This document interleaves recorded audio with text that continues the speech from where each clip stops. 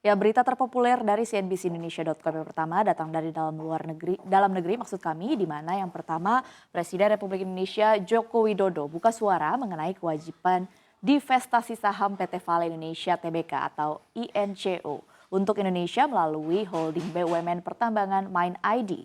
Menurut Jokowi saat ini pembahasan mengenai divestasi saham itu masih berlanjut namun hanya mundur sedikit. Sebagaimana diketahui sebelumnya, Presiden Joko Widodo menargetkan penyelesaian divestasi Vale Indonesia ini rampung pada bulan Juli lalu. Namun sampai Agustus ini belum menemui titik terang. Jokowi menegaskan tidak ada kendala dalam rencana divestasi dan pembicaraan masih berlanjut supaya semua pihak merasa diuntungkan. Sebelumnya Menteri Energi dan Sumber Daya Mineral Arifin Tasrif mengungkapkan bahwa saat ini prosesnya dalam finalisasi. Namun ditentukan bahwa 14% saham Vale Canada Ltd dengan kode VCL di PT Vale Indonesia Tbk dengan kode INCO akan diserahkan kepada pihak Indonesia atau dalam hal ini holding BUMN Pertambangan Mine ID. Meski demikian, Menteri SDM belum mau menyebutkan berapa harga saham yang ditetapkan dalam transaksi ini. Keputusan divestasi saham Vale ini juga tidak lepas dari berakhirnya kontrak karya perusahaan tambang nikel ini pada Desember 2025 mendatang.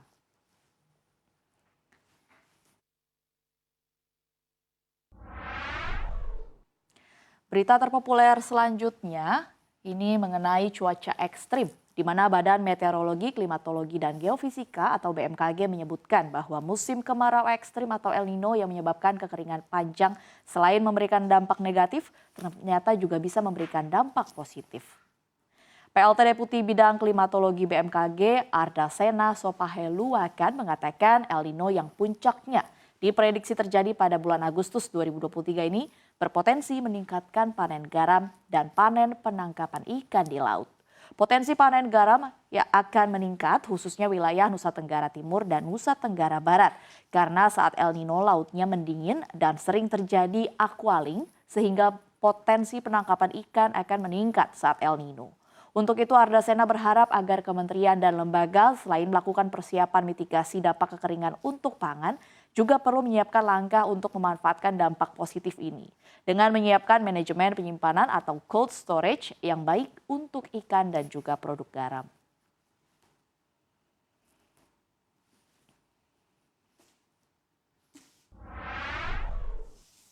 Berita ketiga datang dari luar negeri, di mana Turki melancarkan serangan pesawat tak berawak atau drone ke negara Irak.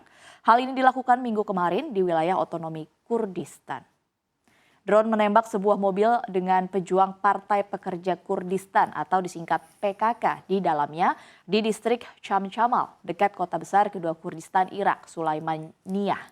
Serangan ini pun menewaskan satu orang pejabat militer PKK. Sejak tahun 1984 PKK telah mengobarkan pemberontakan di Turki. Hal ini merenggut puluhan ribu nyawa. PKK mundur ke Irak Utara dan membuat Turki mempertahankan puluhan pangkalan militer di perbatasan, di mana secara teratur Turki melancarkan operasi terhadap milisi PKK. Sebenarnya tentara Turki jarang mengomentari serangan terhadap PKK di pegunungan tersebut. Pemerintahan Presiden Recep Tayyip Erdogan dan Sekutu Baratnya mengklarifikasikan PKK sebagai organisasi teroris. Pada akhir Juli, 4 pejuang PKK tewas di wilayah yang sama dalam serangan drone yang juga dikaitkan dengan Turki oleh Kurdistan Irak. Baik otoritas federal Irak dan pemerintah daerah Kurdistan telah memberikan kecaman.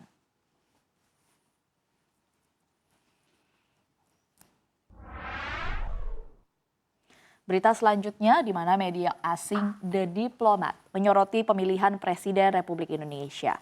Dalam artikel tersebut, Prabowo gains ground ahead of Indonesia's presidential election.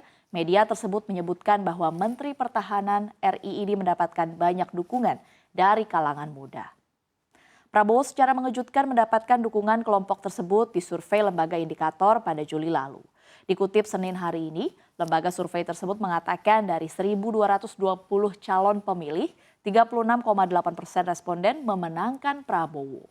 Prabowo pun unggul tipis dari Gubernur Jawa Tengah Ganjar Pranowo sebesar 35,7% dan mantan Gubernur Jakarta Anies Baswedan sebesar 21,5%. Bahkan dalam pertarungan dua arah pun Prabowo memenangkan yakni sebesar 49,5%, unggul atas Ganjar yang hanya mendapatkan 40,9%. Menurut media tersebut, Prabowo nampaknya merupakan pilihan yang menarik bagi pemilih yang lebih muda. Bahkan jika dibandingkan dengan para pesaingnya yang relatif lebih muda, di mana baik Ganjar dan Anies yang berusia 54 tahun. Namun, The Diplomat menyorot kedekatannya dengan rezim Orde Baru. Belum lagi persoalan hak asasi manusia saat Prabowo masih menjadi bagian dari pemerintahan Soeharto. Lebih lanjut, The Diplomat juga menyebutkan kemiripan Prabowo dan Presiden Filipina Ferdinand Marcos Jr. Bisa saja kemenangan besar diraih Prabowo seperti Bongbong Marcos, di mana kemenangan Bongbong mengakhiri upaya selama puluhan tahun untuk merehabilitasi citra keluarganya dan mengesampingkan ingatan publik tentang korupsi skala besar dan pelanggaran hak asasi manusia yang terjadi di bawah periode darurat militer Marcos Senior.